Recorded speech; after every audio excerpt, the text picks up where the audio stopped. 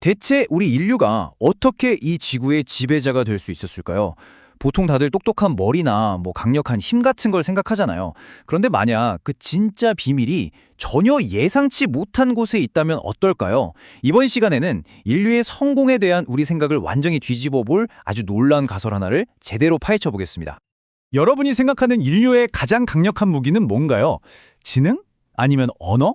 그것도 아니면 도구를 쓰는 능력? 물론 전부 다 엄청 중요한 것들이죠. 하지만 오늘 우리가 살펴볼 진짜 핵심 동력은요, 아마 여러분의 예상 목록에는 아예 없을 겁니다. 네, 맞아요. 바로 귀여움입니다. 우리가 강아지나 애기 고양이를 보면서 느끼는 바로 그 귀여움이요. 이게 이 험난한 생존 경쟁에서 우리를 최종 승자로 만들어준 비밀 병기였을 수 있다는 거죠. 좀 황당하게 들리시나요? 근데요, 이 가설 뒤에는 아주 설득력 있는 과학적 근거가 단단히 숨어 있습니다. 자, 이 모든 이야기의 시작은 바로 귀여움의 역설이라는 것으로부터 출발합니다. 우리의 이 귀여운 외모가 사실은 아주 흥미로운 생물학적 수수께끼를 품고 있거든요. 자, 한번 보세요. 왼쪽에 보이는 게 우리의 사촌격인 네안데르탈인, 그리고 오른쪽이 우리 조상인 호모사피엔스입니다. 딱 봐도 다르죠? 네안데르탈인은 뇌도 우리보다 컸고 신체적으로도 훨씬 강했어요. 반면에 우리 조상들은 더 작고 둥글둥글한, 어찌 보면 더 약해 보이는 외모를 가졌단 말이죠. 상식적으로는 네안데르탈인이 생존에 훨씬 유리해 보이는데 도대체 어떻게 우리가 이겼을까요? 바로 이게 귀여움의 역설입니다. 우리의 이런 귀여운 특징을 설명하는 생물학 용어가 있는데요. 바로 유형성숙입니다. 쉽게 말해서 어른이 되어서도 어린 시절의 특징을 그대로 간직하는 현상이에요. 다른 영장류랑 비교해보면 인간은 얼굴이 거의 평평하고 두개골이 둥근 꼭 아기 같은 특징을 유지하거든요. 바로 이 유형성숙이 모든 미스터리를 푸는 첫 번째 열쇠가 됩니다. 자, 그렇다면 이 역설을 풀 첫 번째 단서는 어디에 있을까요? 그건 바로 우리 사회적 행동에 나타난 아주 극적인 변화, 이른바 협력의 혁명에서 찾을 수 있습니다. 이 타임라인을 보면 진짜 흥미로운 점이 보입니다. 우리 뇌 크기는 20만 년 전부터 이미 지금이랑 비슷했어요. 그런데 결정적인 변화는 약 7만에서 8만 년 전쯤에 일어났습니다. 갑자기, 정말 말 그대로 갑자기 기술과 문화가 폭발적으로 발전하고 영장류의 한계로 여겨지던 100명 이상의 거대 집단을 이루기 시작한 거죠. 이건 개개인의 뇌가 똑똑해진 게 아니라 집단 전체에 무언가 엄청난 변화가 일어났다는 뜻입니다. 도대체 그때 무슨 일이 있었던 걸까요? 당시 우리 조상들은 급격한 기후변화라는 거대한 위협에 직면했습니다. 네안데르탈인보다 약했던 우리에겐 혼자서는 도저히 감당할 수 없는 매머두 같은 거대 동물을 함께 사냥하는 게 유일한 생존 전략이었죠.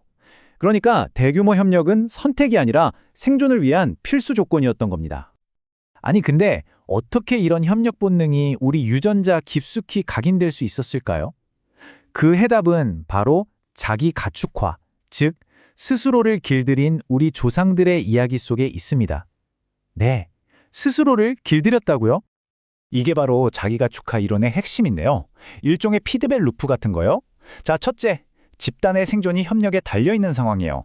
둘째, 여기서 규칙을 깨는 공격적이고 반사회적인 개인은 어떻게 됐을까요? 당연히 따돌림 당하거나 심하면 제거됐겠죠. 자손을 남기기 힘들었을 겁니다.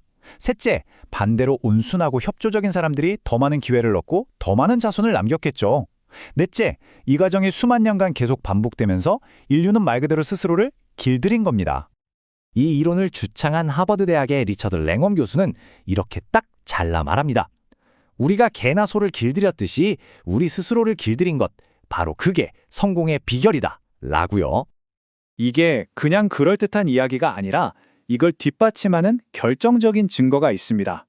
혹시 여우 실험 이야기 들어보셨나요? 바로 이 여우와 인간의 이야기에서 그 놀라운 증거를 직접 확인해 보시죠. 자, 이게 바로 그 유명한 러시아 여우 실험 결과와 인류의 진화를 비교한 표입니다. 이거 정말 놀랍지 않나요? 수십 년 동안 오직 온순한 성격이라는 기준 하나만으로 여우를 골라서 교배시켰더니 행동만 바뀐 게 아니라 외형까지 급적으로 변한 거예요. 주둥이가 짧아지고 두개골은 둥그러지고. 그런데 이게 바로 호모사피엔스에게 일어난 변화와 정확히 일치합니다. 결국 우리의 귀여움은 우리가 의도한 게 아니라 친화적인 성향을 선택한 결과로 나타난 일종의 부작용이었던 셈이죠. 자, 이렇게 스스로를 길들여서 얻게 된 새로운 사교성, 이게 우리에게 어떤 궁극적인 이점을 주었을까요? 바로 지식이 계속해서 쌓여가는 문화, 즉 모방의 힘을 선물했습니다. 여기서 두 가지 혁신 모델을 한번 비교해 보죠. 고독한 천재 모델, 이건 네안데르탈인에 가깝습니다. 그들 중에 엄청난 천재가 나타나서 혁신적인 도구를 발명했더라도 그들의 집단은 작고 서로 교류가 적었기 때문에 그 지식은 발명가와 함께 사라지기 쉬웠어요. 하지만 호모사피엔스는 사회적 모방가 모델이었습니다. 개개인의 천재성에 의존하기보다 다른 사람의 아이디어를 보고 배우고 따라하는데 아주 뛰어났던 거죠. 한 집단에서 나온 혁신이 다른 집단으로 빠르게 퍼져나가고 그 위에 또 다른 혁신이 쌓이면서 지식이 기하급수적으로 축적된 겁니다. 이 사회적 연결이 지식을 유지하는 데 얼마나 중요한지는 이 이누이트 부족의 사례가 아주 극적으로 보여줍니다. 1820년대에 전염병으로 카약을 만들 줄 알던 어른들이 다 돌아가셨어요. 그러자 어떻게 됐을까요? 그 부족은 카약 만드는 법을 완전히 잊어버렸습니다.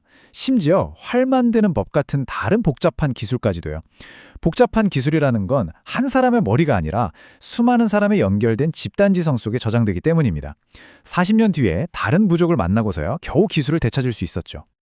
우리의 이런 뛰어난 사회적 학습 능력은 생물학적으로도 뒷받침됩니다. 정말 놀랍게도요. 청년기의 침팬지의 뇌는 96%나 완성되지만 인간의 뇌는 고작 65%만 완성됩니다.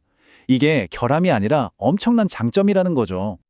우리의 뇌가 이렇게 오랫동안 미완성 상태로 남아있다는 건 그만큼 새로운 지식을 스펀지처럼 유연하게 받아들일 수 있다는 뜻입니다. 우리는 유전자에 새겨진 대로 사는 게 아니라 끊임없이 변화하는 문화를 배우도록 완벽하게 설계된 그야말로 궁극의 학습자인 셈이죠. 하지만 여기서 마지막 질문이 하나 남습니다. 사회가 이렇게 기하급수적으로 커졌을 때 도대체 어떻게 그 협력을 계속 유지할 수 있었을까요? 수백, 수천, 수만 명의 사람들이 모인 사회에서는 서로 얼굴도 모르잖아요? 누가 규칙을 어기는지 일일이 감시할 수도 없고요. 우리 조상들은 세계를 지배하기 위해서 바로 이 마지막 문제를 풀어야만 했습니다. 그 해답은 바로 보이지 않는 감시자, 즉 신과 같은 초월적 존재라는 개념의 발명이었습니다. 생각해 보세요. 모두를 지켜보는 신이 있다고 믿게 되면 사람들은 아무도 보지 않는 곳에서도 사회적 교범을 지키게 되겠죠. 이것이야말로 문명 규모의 협력을 가능하게 한 궁극의 사회적 접착제였던 겁니다. 자, 정리해 보겠습니다. 인류의 성공은 개개인의 뛰어남이 아니라 협력을 위해 스스로를 길들인 결과였습니다. 그 과정에서 덤으로 얻은 귀여움은 우리가 친화적이고 뛰어난 모방가가 되었다는 증거이고 이것이 쌓이고 쌓인 문화를 통해 우리를 지구의 지배자로 만들었죠. 그렇다면 이런 생각이 들지 않으세요? 오늘날 우리가 약점이라고 생각하는 것들 속에 어쩌면 미래의 성공을 위한 또 다른 열쇠가 숨어 있는 건 아닐까요? 한 번쯤 진지하게 생각해 볼 문제인 것 같습니다.